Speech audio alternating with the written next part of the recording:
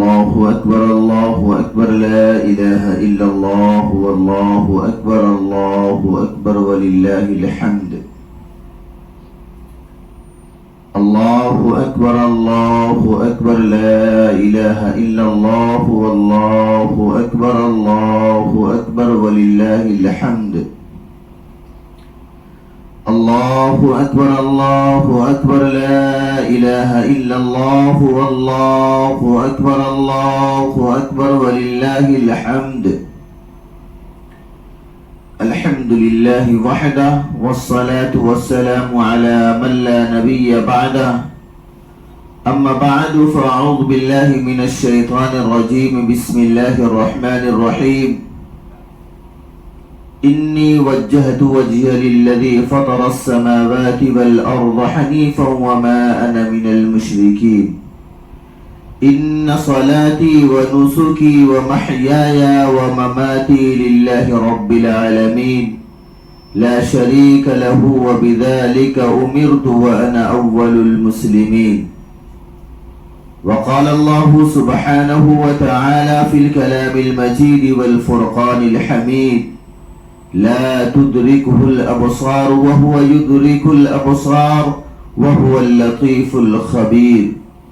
وقال الله سبحانه وتعالى في الكلام المجيد والفرقان الحميد: فلما جن عليه الليل رأى كوكبا قال هذا ربي فلما أفل قال لا أحب الآفلين. وقال النبي صلى الله تعالى عليه وسلم: إن لكل قوم عيدا وهذا عيدنا.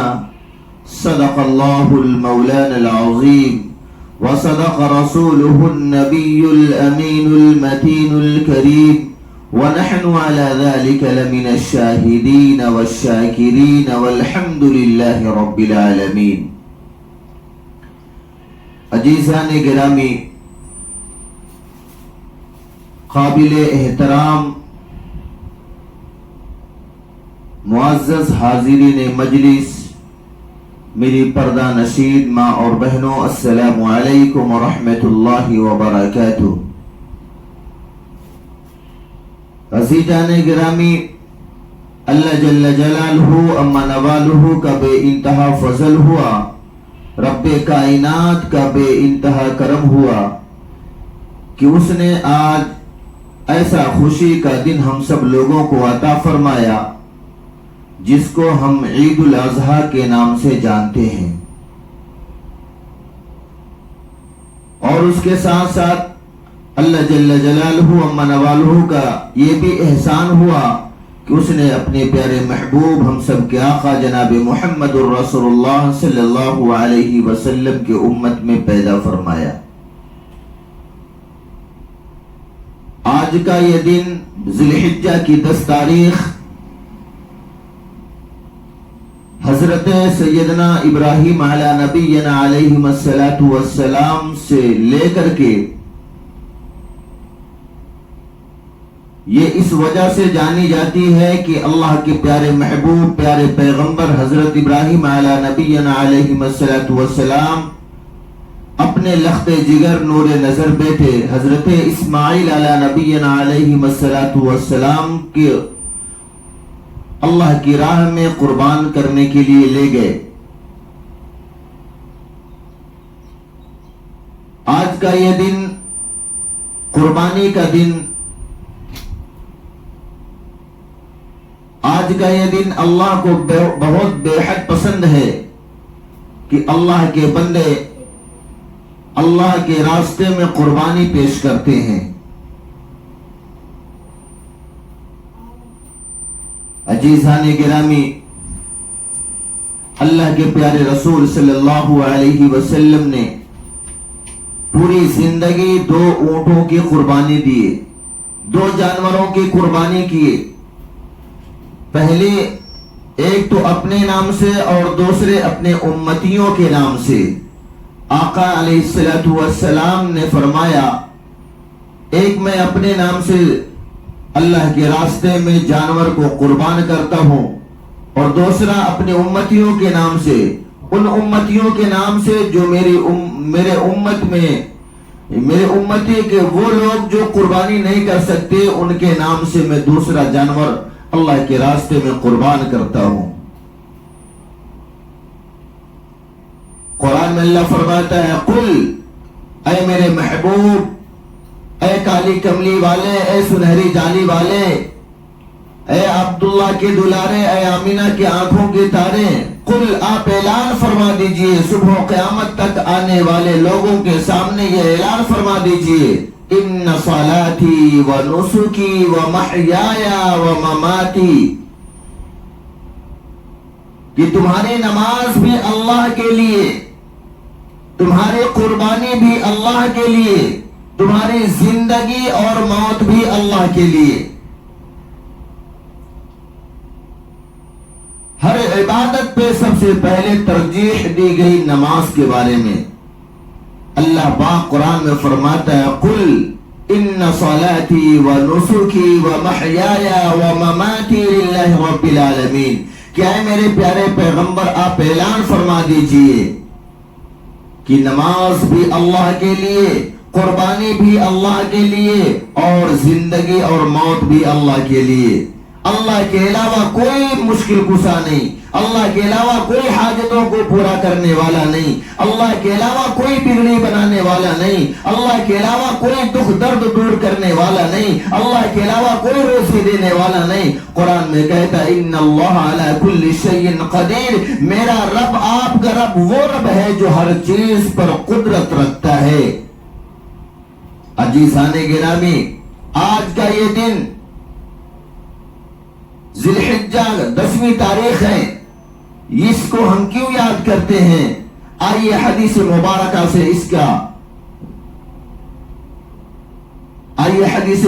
سے ہم دیکھتے ہیں۔ تاریخ 7ویں ذی الحجہ کی تھی۔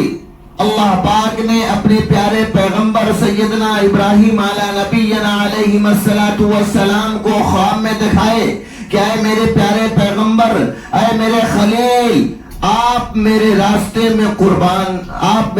میں صدقہ کیجئے۔ صبح کو جب نیند سے بیدار ہوتے ہیں، اللہ کے خلیل سیدنا ابراہیم علی نبینا علیہ الصلوۃ والسلام تو 100 اونٹوں کو قربان کرتے ہیں اور اللہ کے بندوں میں تقسیم کر دیتے ہیں، غریبوں میں بانٹ دیتے ہیں، یتیموں میں بانٹ دیتے ہیں، بیواؤں میں بانٹ دیتے ہیں اور مسکینوں میں بانٹ دیتے ہیں۔ 8ویں ذی الحجہ کی رات میں جب پھر سوئے تو اللہ پاک نے واپس خواب کے اندر دکھائے کہ اے میرے خلیل، اے میرے پیارے پیغمبر ابراہیم، تم میرے راستے میں صدقہ کرو۔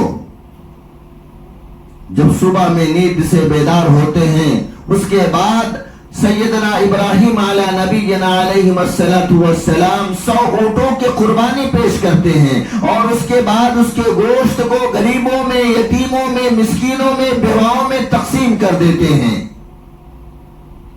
9 ذی الحجہ کی رات میں جب سوتے ہیں سیدنا ابراہیم علی نبینا علیہ الصلوۃ والسلام تو اللہ پاک پھر خواب کے اندر دکھاتے ہیں کہ اے میرے خلیل، اے میرے دوست، اے میرے پیارے پیغمبر ابراہیم، تم نہ میرے راستے میں جو تم کو دنیا کے اندر سب سے زیادہ محبوب ہو، جو تم کو دنیا کے اندر سب سے زیادہ پسندیدہ ہو، اس چیز کی قربانی میرے راستے میں آپ دیجئے۔ اللہ کے خلیل حضرت ابراہیم علیہ نبینا علیہ الصلوۃ والسلام سمجھ گئے، کیونکہ نبی سچے ہوتے ہیں اور نبی کا خواب بھی سچا ہوتا ہے۔ وہ سمجھ گئے کہ اللہ پاک میرے لخت جگر نور نظر بیٹے کی قربانی مانگ رہا ہے۔ وہ صبح کو نیند سے بیدار ہوتے ہیں اور اپنی اہلیہ اما ہاجرہ علیہ السلام سے کہتے ہیں کہ میرے لخت جگر نور نظر بیٹے کو نہلا دو، دھلا دو، اچھے کپڑے پہنا دو، خوشبو لگا دو، اور آج میں اپنے بیٹے کو لے کر جاتا ہوں، ایک بہت بڑا میرا دوست ہے، اس سے ملاقات کروانے کے لیے۔ ماں اٹھتی ہیں، سیدنا حضرت ابراہیم علی نبینا علیہ الصلوۃ والسلام کی عمر 7 سال تھی، نہلاتی ہیں، دھلاتی ہیں، اچھے کپڑے پہناتی ہیں، خوشبو لگاتی ہیں۔ اور ان کے ابا حضرت ابراہیم علیہ نبی علیہ السلام کے ساتھ کر دیتی ہیں۔ وہ 7 سال کا معصوم بچہ، چھوٹا بچہ تھا، اپنے والد محترم کی انگلی پکڑ کر نکل جاتا ہے، اور سیدنا حضرت ابراہیم علیہ نبی علیہ السلام اپنی آستین میں چھری کو چھپا کے رکھے تھے، لے کے جانے لگے۔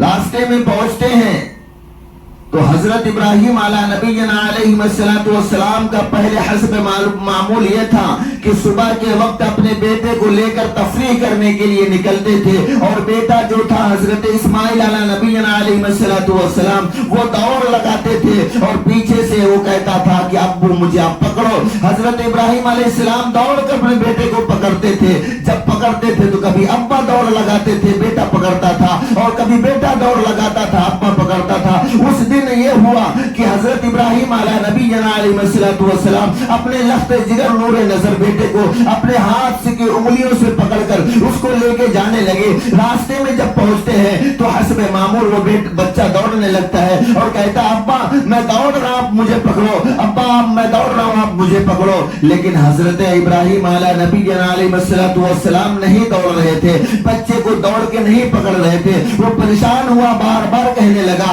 کہ ابا مجھے پکڑو۔ وہ پلٹ کر واپس آتا ہے اور کہتا ابا آپ کے چہرے پہ وہ نورانیت نہیں ہے، آپ کا چہرہ جو مرجھایا ہوا ہے، آپ کے چہرے پر ایک دم غمی کے آثار جاری نظر آ رہے ہیں، آثار نظر آ رہے ہیں، اور آپ کے آنکھوں سے اشک جاری کیوں ہے؟ وہ بچہ چھوٹا سا 7 سال کا بچہ حضرت اسماعیل علیہ السلام پوچھنے لگتے ہیں، کہتے ہیں ابا آپ کے آنکھوں سے آنسو کیوں آ رہے ہیں؟ تو والد محترم حضرت ابراہیم علیہ السلام کہنے لگے بیٹا آج میں تجھے اللہ کے راستے میں قربان کرنے کے لیے لے جا رہا ہوں۔ تو وہ بچہ جو اپنے باپ سے چپٹ کر پوچھ رہا تھا کہ آپ کے چہرے پر یہ جو روحانیت نہیں ہے، یہ اس کی وجہ کیا ہے؟ آنکھوں سے اشک جاری ہے، اس کی وجہ کیا ہے؟ وہ بچہ چھٹک کے پیچھے بھاگتا ہے اور کہتا ہے کہ ابا کوئی اپنے بیٹے کے گلے پہ چھری چلائے گا، کوئی باپ اپنے بیٹے کے گلے کو کاٹے گا، کوئی باپ اپنے بیٹے کو قتل کرے گا۔ انہوں نے کہا کہ بیٹا اللہ کا حکم ہے، اس کے لیے میں لے کے جا رہا ہوں۔ تو حضرت اسماعیل علیہ السلام کہنے لگے جب اللہ کا حکم ہے تو ابا جلدی مجھے لے کر چلو، اور مجھے جلدی لے کر چلو، قربان کر دو۔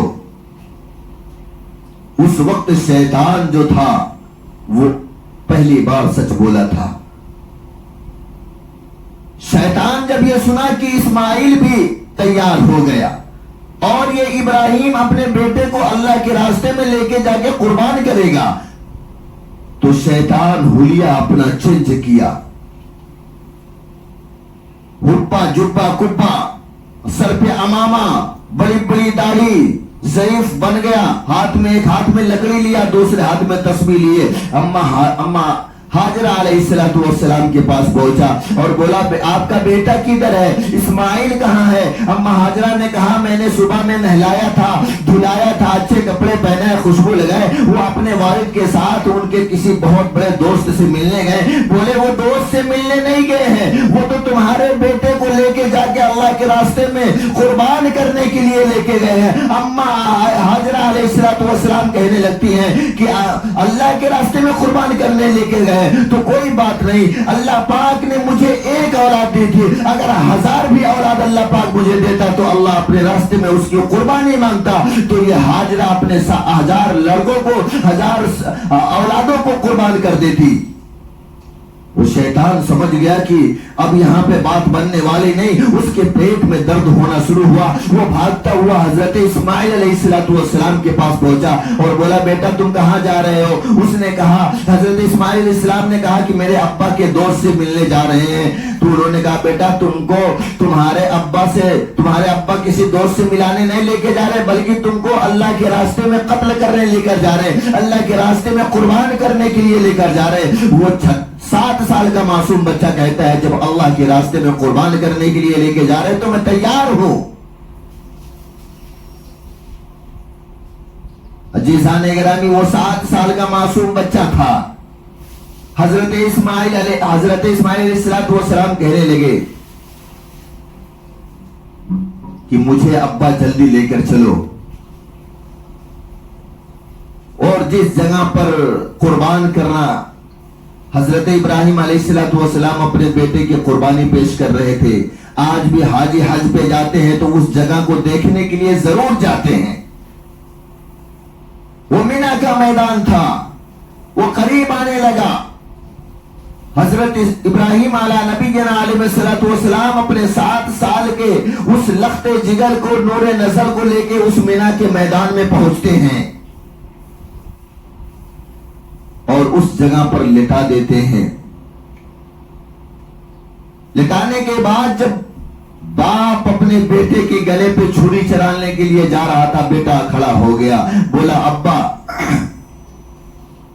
آپ مجھے قربان کرنے کے لیے لائے ہو, میرے گلے پہ آپ چھری چلائیں گے, میرا گلا کٹ کے الگ ہو جائے گا, تو میرے لیے کفن کا بھی انتظام کر کے آئے ہو یا نہیں؟ بولے بیٹا میں تو کفن کے کپڑے نہیں لایا.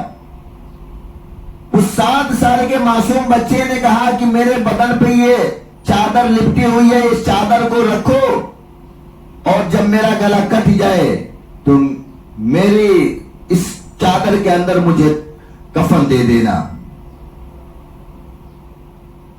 اس کے بعد پھر لیٹ جاتے ہیں حضرت اسماعیل علیہ السلام.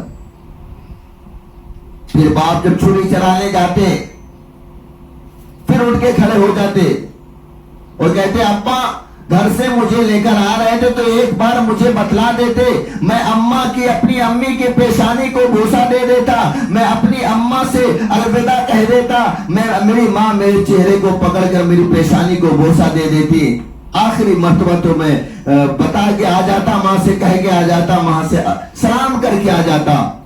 ابا نے کہا بیٹا اللہ کا حکم تھا کہ جلدی لے کر جاؤ, میرے راستے میں قربان کرو.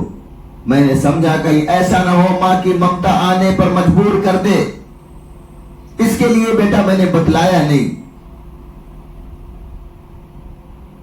پھر واپس جب حضرت اسماعیل علیہ السلام لیٹتے ہیں اور حضرت ابراہیم علیہ السلام چھری چلانے کے لیے جاتے ہیں تو پھر اٹھ کر بیٹھ جاتے اور کہتے ابا آپ کے ہاتھوں میں کپکپاہٹ ہے, آپ کے ہاتھوں میں کپکپاہٹ ہے اور آنکھ سے اشک جاری ہے, ایک کام کیجئے میں الٹا لیٹتا ہوں, آپ میرے پیچھے سے چھری کو چلائیے. اللہ کا حکم ہوتا ہے کہ اے میرے خلیل ابراہیم تیرا دل جو ہے وہ صرف میرے لیے ہے. اپنے آنکھوں پہ وہ جو تیرا بیٹا تجھے کفن کے لیے چادر دیا اس چادر کو اٹھا اور اپنے آنکھوں پہ باندھ لے, تاکہ تیری محبت, تیرے بیٹے کی محبت پیچھے رہے اور اللہ کا حکم آگے رہے, اللہ کی محبت آگے رہے. اللہ پاک کہتے ہیں اے میرے خلیل تیرا دل جو ہے وہ میرے لیے ہے, دنیا کے لیے نہیں تیرا دل ہے. حضرت سیدنا ابراہیم علیہ نبی علیہ السلام اس چادر کو اٹھاتے ہیں اور اپنے آنکھوں پہ باندھتے ہیں. باندھنے کے بعد جب چھری چلاتے تو اللہ پاک نے فرشتوں کے سردار کو فوراً حکم کرتا ہے کہ اے جبرائیل فوراً آسمان دنیا کے اندر جائیے اور جنت سے ایک دمبا لے لیجئے. میرا ابراہیم میرا خلیل جو ہے وہ اپنے لخت جگر نور نظر بیٹے کے گردن پر چھری چلانے کے لیے جا رہا ہے, اس سے پہلے تم دمبا لے کر جاؤ اور اسماعیل کو اس جگہ سے ہٹاؤ, اس جگہ پر دمبا رکھ دو تاکہ ابراہیم کی چھری میرے اسماعیل کے گردن پر نہ چلے. وہ بہت پیارا ہے, وہ بہت معصوم ہے, اس چھری کو چلنا چاہیے تو دمبے کی گردن پر چلنا چاہیے. فوراً حضرت جبریل امین جنت سے دمبا لے کر دنیا میں پہنچ جاتے ہیں اور حضرت اسماعیل علیہ السلام کو ان کی جگہ سے ہٹا دیتے ہیں اور اس جگہ پر دمبا کو رکھ دیتے ہیں. حضرت ابراہیم علیہ السلام اپنی چھری کو چلاتے ہیں تو وہ گردن کٹ کے الگ ہو جاتی ہے. اللہ کا وعدہ ہوتا ہے کہ اللہ پاک کہتے ہیں میرے خلیل اے ابراہیم اے میرے پیارے پیغمبر اب اپنے آنکھوں سے پٹی کو کھولو, اس کپڑے کو کھولو. حضرت ابراہیم علیہ السلام کہنے لگے کہ اللہ پاک اگر میں اپنے آنکھوں سے اس پٹے کو کھولتا ہوں تو میں اپنے بیٹے کو مرا ہوا دیکھوں گا, میرے بیٹے کی گردن الگ ہو گئی ہوگی, میں اپنے بیٹے کو کس حالت میں دیکھوں گا. اللہ پاک نے کہا کہ اے ابراہیم یہ بھی میرا حکم ہے, تم اپنی پٹی کو کھولو اپنے آنکھ سے, تیرا دل جو ہے وہ میرے لیے ہے, دنیا کے لیے نہیں ہے. حضرت سیدنا ابراہیم علیہ نبی علیہ السلام اپنے آنکھوں سے پٹی کو کھولتے ہیں تو دیکھتے ہیں سامنے دمبا کٹا پڑا ہے، میرا بیٹا تو ہے نہیں۔ حضرت ابراہیم علیہ السلام پریشان ہو گئے اور کہنے لگے این ابنی این ابنی این ابنی، میرا بیٹا کہاں ہے، میرا بیٹا کہاں ہے، میرا بیٹا کہاں ہے۔ اتنے میں نظر اڑتی ہے تو دیکھتے ہیں کہ ایک درخت کے نیچے میرا لخت جگر وہ 7 سال کا معصوم بچہ کھڑا ہو کے ہنس رہا ہے۔ فوراً حضرت ابراہیم علیہ نبی علیہ السلام اللہ کے سامنے سجدہ ریز ہو جاتے ہیں۔ اللہ پاک کہتے ہیں میرے ابراہیم، اے میرے خلیل، میرے دوست، میرے پیارے پیغمبر، اپنے سر کو سجدے سے اٹھا، آج تو اپنے امتحان میں کامیاب ہو گیا، مانگ لے، آج تو کیا مانگتا ہے میں تجھے عطا کر دوں گا۔ تو مجھ سے آج کیا مانگنا چاہتا ہے، مانگ لے، میں تیرے دامن کو بھر دوں گا۔ تو مجھ سے مانگ لے، آج مجھ سے کیا مانگنا چاہتا ہے، میں ہر ناممکن کو ممکن کر دوں گا۔ اللہ کہتا ہے کہ میرے سامنے اپنے سر کو جھکا کے تو دیکھ، پوری دنیا کی خوشیاں تیرے دامن میں لا کے نہیں ڈالنا، مجھے رب نہیں کہنا۔ حضرت ابراہیم علیہ نبی علیہ السلام اپنے سر کو سجدے سے اٹھاتے ہیں اور کہتے ہیں اللہ پاک میں کامیاب ہو گیا، میں امتحان میں کامیاب ہو گیا۔ اللہ پاک نے کہا ہاں میرے خلیل تو کامیاب ہو گیا ہے، تو امتحان میں پاس ہو گیا، مانگ لے کیا مانگتا ہے۔ حضرت ابراہیم علیہ السلام کہنے لگے میں مانگ لوں اللہ پاک مجھے مل جائے گا۔ اللہ پاک نے کہا ہاں مانگ۔ حضرت ابراہیم علیہ نبی علیہ السلام نے کہا کہ اللہ پاک میرے گھرانے کے اندر محمد صلی اللہ علیہ وسلم کی ولادت کرنا۔ اللہ پاک نے فرمایا کیف تعرف محمدا، اے میرے خلیل، اے میرے پیارے پیغمبر ابراہیم، تجھے محمد کے بارے میں کیسے پتا، محمد کے بارے میں کیسے معلوم؟ اللہ پاک کہتے ہیں کیف تعرف محمدا، تم کو میرے پیارے محبوب کے بارے میں کیسے معلوم ہے؟ حضرت ابراہیم علیہ نبی علیہ السلام فرمانے لگے کہ اللہ پاک آپ کا نبی بھی سچا ہوتا ہے اور نبی کے خواب بھی سچے ہوتے ہیں۔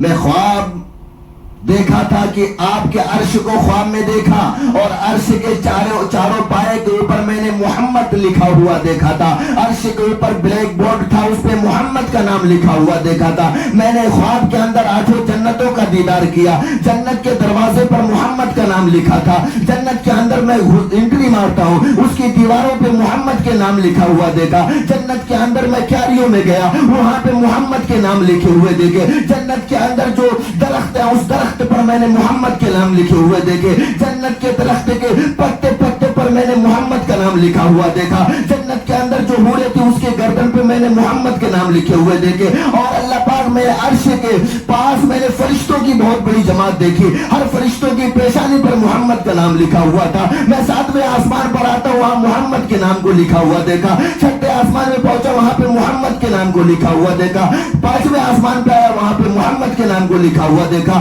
4تھے آسمان پہ آیا وہاں محمد کے نام کو لکھا ہوا دیکھا، اور 3رے آسمان پہ آیا وہاں پہ بھی محمد کے نام لکھا ہوا دیکھا۔ میں نے 2 آسمان پہ آیا وہاں پہ بھی محمد کا نام لکھا ہوا دیکھا، اور پہلے آسمان پہ آیا وہاں پہ بھی محمد کا نام لکھا ہوا دیکھا۔ اے باری تعالیٰ الہ العالمین، یہی نہیں میرا حسم معمول روز کا یہ تھا کہ میں اپنے چھوٹے بچے کو لے کر کے صبح تفریح کے لیے جاتا ہوں، اور اس وقت جب صبح میں تفریح کے لیے جاتا تھا آسمان کی طرف میری نظر ہوتی تھی، اس آسمان پہ محمد کے نام لکھا ہوا میں روز دیکھتا تھا۔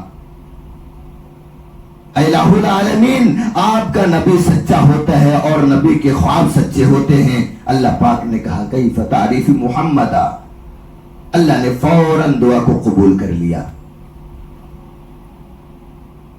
اور اللہ پاک نے اپنے پیارے محبوب خاتم النبیین امام الانبیاء علیہ السلام کو سیدنا ابراہیم علیہ السلام کے گھر میں پیدا کیا۔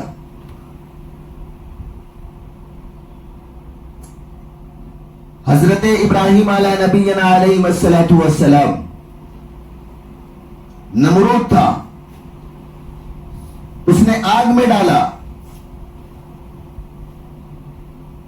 نمرود نے حضرت ابراہیم علیہ نبی علیہ السلام کو آگ میں ڈالا، اللہ پاک نے حضرت ابراہیم علیہ السلام سے 30 امتحان لیے جو قرآن بتا رہا ہے، اور اس میں سے 4 امتحان سب سے بڑے ہیں۔ پورے قرآن کے اندر اللہ پاک نے حضرت ابراہیم علیہ نبینا علیہ السلام کا تذکرہ 63 مرتبہ کیا ہے۔ پہلا امتحان جب اللہ پاک نے 60 سال کے عمر کے بعد، تقریباً 60 سال کی عمر ہو گئی تھی، اللہ نے اولاد جیسی نعمت سے نوازا تھا۔ اللہ پاک نے فوراً فرمایا کہ اے میرے پیغمبر، اے میرے برگزیدہ نبی، اے ابراہیم علیہ السلام، اپنی بیوی ہاجرہ کو لے لو، اور یہ جو تمہارا معصوم بچہ پیدا ہوا ہے اس بچے کو لے لو، اسماعیل کو لے لو، اور چٹیل بال میں چلے جاؤ، چٹیل میدان میں چلے جاؤ، ایسی جگہ پر جاؤ ریگستان کے اندر جہاں پر پانی کا بھی نظام نہ ہو، جہاں پر کھانے اور پینے کا بھی نظام نہ ہو، جہاں پر انسان اور جنات کی جنت بھی نہ ہو، ایسی جگہ پر لے کر جاؤ اور چھوڑ کے آؤ۔ پہلا امتحان تھا حضرت ابراہیم علیہ نبینا علیہ السلام کا، جو سب سے بڑا تھا۔ حضرت ابراہیم علیہ نبینا علیہ السلام اپنی بیوی کو لیے، اپنے بچوں کو لیے اور چلے گئے، جا کر کے اس میدان میں چھوڑ کر آئے۔ ایک مشکیزہ دیے تھے جس میں کچھ پانی تھے اور تھوڑی چند کھجوریں تھی، دے کر آئے، لیکن جب مشکیزے کے اندر پانی ختم ہو گیا تو بڑی پریشان اماں ہاجرہ علیہ السلام بہت پریشان ہوئی۔ سامنے 2 پہاڑ تھے جس کو قرآن نے کہا ان الصفا والمروہ من شعائر اللہ۔ صفا اور مروہ 2 پہاڑ سامنے تھے۔ پانی ختم ہونے کے بعد اماں ہاجرہ علیہ السلام صفا پہاڑ پر دوڑ لگاتی۔ چھوٹا معصوم بچہ ہے، وہ پانی کی وجہ سے تڑپ رہا ہے، بلک رہا ہے، سسک رہا ہے۔ اس کے بعد صفا پہاڑ سے وہ پریشان ہو کر کے نیچے اترتی، پھر مروہ پر چڑھتی۔ اسی طریقے سے 7 چکر لگایا، اور 7 چکر لگانے کے بعد جب صفا پر جاتی ہے تو دیکھتی ہے کہ میرے بیٹے کے پیر رگڑنے کی وجہ سے جہاں پر ایڑی رگڑ رہا اس جگہ سے پانی کے چشمے جاری ہیں۔ وہ بھاگتی ہوئی نیچے آئی اور چاروں طرف سے اس پانی کو باندھنا چاہا، اور پانی کو باندھنے لگے اور کہنے لگی زم زم زم۔ آج بھی حاجی جاتے ہیں حج پہ اور اسی پانی کو استعمال کرتے ہیں، پورا عرب جو ہے اسی پانی سے سیراب ہے۔ آج حاجی حج پہ جاتے ہیں۔ اللہ پاک اس وقت کہا تھا کہ اے ہاجرہ، تو یہ جو صفا اور مروہ کی صحیح کر رہی ہے، آج تیرے اس صحیح کرنے کو مجھے اتنا پسند آیا ہے کہ اپنی میں مقدس عبادت میں اس کو فٹ کر دوں گا۔ اگر کوئی حاجی صفا اور مروہ کا دوڑ نہ لگائے، اگر کوئی حاجی صفا اور مروہ کی سعی نہ کرے، میں اس کے حج کو مکمل نہیں کروں گا، اس کے حج کو قبول نہیں کروں گا۔ سب سے پہلا امتحان یہی تھا۔ دوسرا امتحان اللہ پاک نے حضرت سیدنا ابراہیم علیہ نبینا علیہ السلام سے جو لیا تھا وہ یہ تھا کہ نمرود نے آگ میں ڈالا تھا۔ نمرود 40 دن اور 40 رات آگ کو جلایا، اور ہر گھنٹے پر 4000 مزدور اس آگ کو دہکاتے تھے۔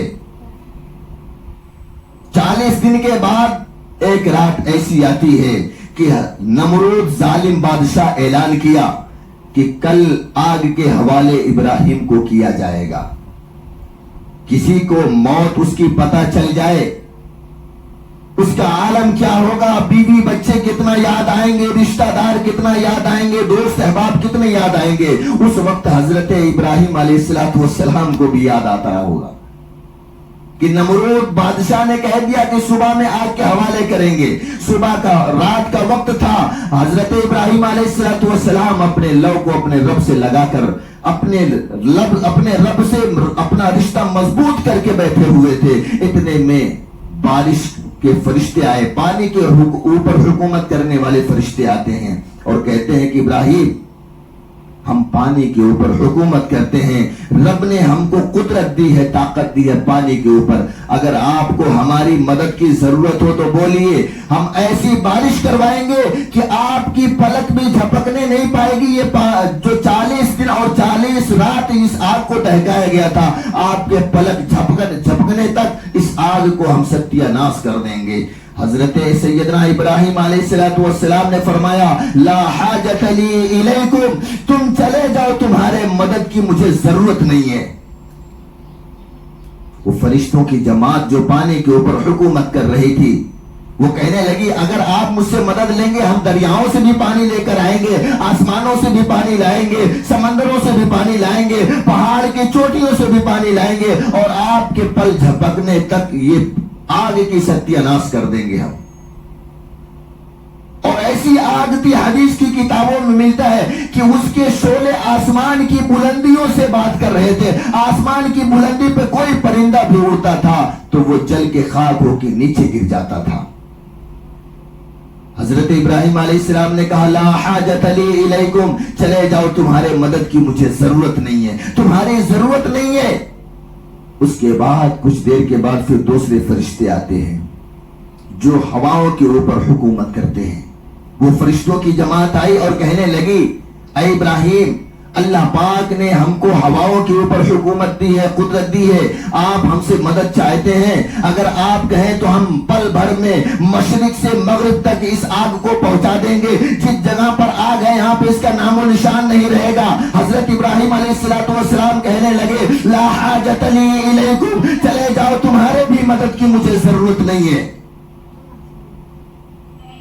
پھر اپنے رو کو اپنے رب سے مضبوط کر لیے, اپنے رشتے کو اپنے رب سے مضبوط کر کے بیٹھے ہوئے تھے. اتنے میں پھر ایک جماعت فرشتوں کی آتی ہے اور کہتی ہے کہ اے ابراہیم اللہ کے خلیل, اللہ کے دوست, ہم آگ کے اوپر حکومت کرنے والے فرشتے ہیں, آپ کو ہمارے مدد کی ضرورت ہے. اگر آپ کہیں تو ہم اس آگ کے اندر جو تاثیر, اس کی تاثیر کو ختم کر دیں, اس کو گلزار بنا دیں. اس حضرت ابراہیم علیہ السلام نے کہا لا حاجت لی الیکم, تم چلے جاؤ تمہارے مدد کی مجھے ضرورت نہیں ہے. اتنا کہنا تھا کہ پھر وہ فرشتوں کی جماعت چلی گئی. پھر سارے فرشتوں کے سردار آتے ہیں, حضرت جبریل امین آتے اور کہتے ہیں کہ اے ابراہیم میں جبرائیل ہوں, اللہ پاک نے مجھے بھیجا ہے, تم کو میرے اوپر اگر بتائیے مجھ سے مدد کی ضرورت ہے. اللہ پاک نے تمہارے پاس جو پانی کے فرشتوں کو بھیجا تھا تم نے واپس کر دیا, ہواؤں کے فرشتوں کو بھیجا تم نے واپس کر دیا, آگ کے فرشتوں کو تمہارے پاس اللہ پاک نے بھیجا تم نے واپس کر دیا. میں آیا ہوں, اگر بولیے مجھ سے تم کو مدد کی ضرورت ہے تو بتائیے, میں اپنے ایک پر کو زمین پہ پٹکوں گا, اس ہوا اس کی وجہ سے پر پٹکنے کی وجہ سے آگ پتہ نہیں کہاں چلی جائے گی. اللہ کے پیارے پیغمبر حضرت ابراہیم علیہ السلام نے فرمایا لا حاجت لی الیکم, اے جبرائیل اس سے پہلے میں نے سب فرشتوں کو یہی کہہ کے واپس کر دیا, چلے جاؤ تمہارے مدد کی ضرورت نہیں ہے. یا جبرائیل لا حاجت لی الیکم, اے جبرائیل تم بھی چلے جاؤ تمہارے مدد کی ضرورت نہیں ہے, تمہاری مجھے ضرورت نہیں ہے. حضرت جبریل علیہ السلام جانے لگتے ہیں. حضرت ابراہیم علیہ السلام واپس بلاتے ہیں جبریل ادھر آؤ. جبریل علیہ السلام سمجھے کہ لگتا ہے کوئی میری مدد کی ضرورت ان کو ہے. آئے بولے کیا ہے ابراہیم, چاہیے مدد مجھ سے؟ انہوں نے کہا نہیں, یہ آگ کو کون جلایا ہے؟ میں تم سے کچھ سوال کرنا چاہتا ہوں, آگ کو کس نے جلایا؟ کہا نمرود ظالم بادشاہ, اس نے جلایا ہے. کہا نمرود جلایا؟ یہ نمرود کے اندر طاقت کہاں؟ وہ نہیں جلایا, یہ تو میرا رب جلایا ہے جو اس کو بھی پیدا کیا, اس آگ کو بھی پیدا کیا ہے. اور اے جبریل آگ کے اندر مجھے کون ڈالے گا؟ جبریل علیہ السلام کہنے لگے کہ تم کو تو نمرود بادشاہ ڈالنے والا. بولے نہیں, اس کے اندر یہ طاقت ہی نہیں ہے جو مجھے آگ کے حوالے کر دے. صبح ہوئی, نمرود نے اعلان فرما دیا کہ بڑے بوڑھے جوان مرد عورت سب آ جاؤ, آج ابراہیم کو آگ کے حوالے کیا جائے گا. سارے لوگ جمع ہوئے. اللہ پاک نے کہا میرے خلیل تم دوسرے کو کیوں دیکھ رہے ہو, تم کود جاؤ, چھلانگ لگا دو آگ کے اندر.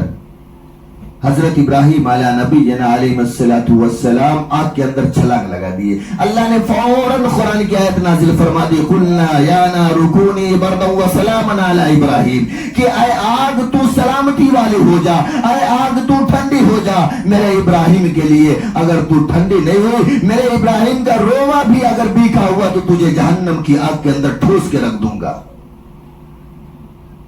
حدیث کی کتابوں میں لکھا ہے کہ حضرت ابراہیم علیہ السلام 40 دن اور 40 رات اس آگ کے اندر تھے. 40 दिन और 40 रात के बाद जब आग की सतह नीचे की तरफ आने लगी, जमीन की तरफ आने लगी, उसके बाद देखते लोग हैं कि हजरत इब्राहिम अलैहिस्सलाम उस आग के अंदर फ्रूट बैठ के खा रहे, फल बैठ के खा रहे हैं। आग नीचे चली गई, लोग समझ रहे थे कि हजरत इब्राहिम अलैहिस्सलाम जल के खाक हो गए होंगे, उनकी हड्डियां ऐसी जली होंगी कि खाक बन गई होगी। लेकिन हजरत इब्राहिम अलैहिस्सलाम खूबसूरत पहले भी थे, वो 40 दिन और 40 रात के बाद जब आग से बाहर निकल के आ रहे तो और ज्यादा खूबसूरत हो गए थे। हदीस की किताबों में लिखा तहल्लल वजहु विशरा, उनका चेहरा 14वीं रात की तरह चमकने लगा था। और जब वो आग से बाहर आ रहे थे, हदीस मुबारका के अंदर लिखा हुआ है कि जब वो आग से बाहर निकले तो वो रो रहे थे। लोगों ने रोने की वजह पूछी और कहा कि ऐ इब्राहिम तुम रो क्यों रहे हो, तुम तो बहिफाजत 40 दिन और 40 रात आग के अंदर थे, बहिफाजत निकल के आए हो, तुम तो पहले खूबसूरत थे और खूबसूरत हो गए हो, अब तो जाओ अपने बीवी बच्चों से मुलाकात कर लो, अपने दोस्तों से मिल लो। उन्होंने कहा मैं रो इसलिए नहीं रहा हूं, मैं तो रो इसलिए रहा हूं कि नमरूद ने मुझे उस आग के हवाले किया था और मैं आग के अंदर 40 दिन और 40 रात था। उस वक्त मेरा रोज सुबह और शाम होती थी, मेरे रब का मेरा दीदार होता था, रब का मुझे दीदार होता था और रब मुझसे पूछता था ऐ मेरे खलील तुझे कोई तकलीफ तो नहीं पहुंची, ऐ मेरे खलील तुझे कोई परेशानी तो नहीं हुई। मैं चाहता ये हूं कि वापस नमरूद आग लगाए और मुझे वापस उस आग के अंदर डाले। ये हजरत सैयदना इब्राहिम अलैहिस्सलाम का दूसरा बड़ा इम्तिहान था। और तीसरा इम्तिहान सबसे बड़ा जो था, कुर्बानी। अपने बेटे की 7 साल की उम्र हुई, बेटा 7 साल के बाद जब वापस मिलता है अपने सीने से लगाते हैं, कलेजे को ठंडक पहुंचती है, अल्लाह का हुक्म हो जाता है। 7वीं जिलहिज्जा की रात में ख्वाब दिखाते कि मेरे रास्ते में सदका करो। 100 ऊंट को काटे और ज़बा करके तकसीम कर दिए, सारे ये गरीबों में, मिस्कीनों में, यतीमों में सारे गोश्त को तकसीम कर दिए। 8वीं जिलहिज्जा की रात आई, फिर ख्वाब के अंदर अल्लाह पाक ने कहा है मेरे प्यारे खलील, ऐ मेरे प्यारे पैगंबर, मेरे रास्ते में सदका करो। सुबह जब उठते हैं तो 100 ऊंटों की कुर्बानी करने के बाद उसके गोश्त को तकसीम कर देते हैं, गरीबों में, यतीमों में, बेवाओं में, मिस्कीनों में। फिर 9 जिलहिज्जा की रात में जब सोते हैं तो अल्लाह पाक ख्वाब दिखाते हैं कि मेरे खलील ये ऊंटों से काम चलने वाला नहीं है, मुझे तो उसकी कुर्बानी चाहिए जो दुनिया के अंदर तुझे सबसे ज्यादा पसंद हो, जो दुनिया के अंदर सबसे ज्यादा तुझे महबूब हो, उसकी कुर्बानी चाहिए। सैयदना इब्राहिम अलैहिस्सलाम समझ गए कि इस दुनिया के अंदर 60 साल की उम्र अल्लाह ने मुझे औलाद जैसी नेमत से नवाजा था, अल्लाह पाक मेरे औलाद ही की कुर्बानी मांग रहे, क्योंकि नबी सच्चे, नबी का ख्वाब सच्चा। लेकर गए अल्लाह के रास्ते में कुर्बान करने के लिए, मिना के मैदान में पहुंचे। ये भी अल्लाह ने हजरत इब्राहिम अलैहिस्सलाम का सबसे बड़ा इम्तिहान था जो अल्लाह ने लिया और इसके अंदर भी कामयाब हुए। आज हम तो इसको फैशन बना लिए हैं। अगर इंसान साहिब इस्तिताअत है, कुर्बानी करने की उसके अंदर कुव्वत है और उसके अंदर उसके पास माल है, अगर कुर्बानी नहीं करता तो गुनहगार होगा।